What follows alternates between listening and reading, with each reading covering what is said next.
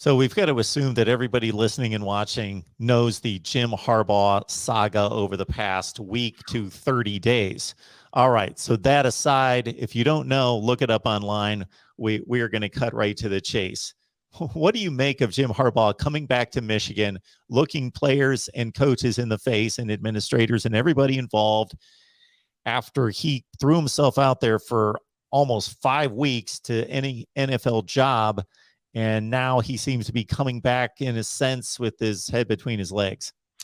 Well, it's just I can't imagine a coach losing credibility with recruits, players, and a school as much as he did. It's like it would be like your wife saying, "Hey, I'm going to go have an affair today," and leaving the house to go have an affair, comes back later and says, "I couldn't find anyone, but I promise it was a one-time thing. I won't try that ever again." It's like, who's going to believe that, right? He's lost all credibility and trust.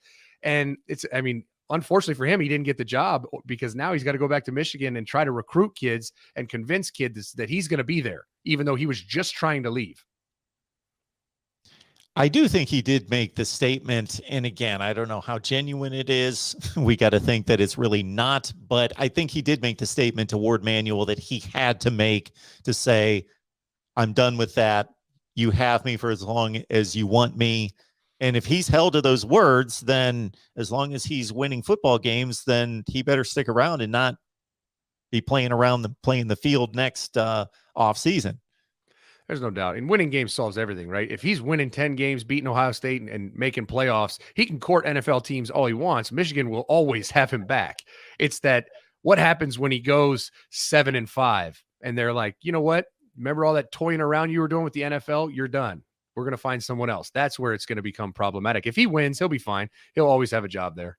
And what we got to find out, Zach, and only time will tell in playing more football, is, of course, whether this big season is the takeoff point or the aberration. Because, hey, great that you beat Ohio State handily. You won the Big Ten. You went to the playoff. That's all. Those are great accomplishments. But you are at Michigan, and it took you 7 years.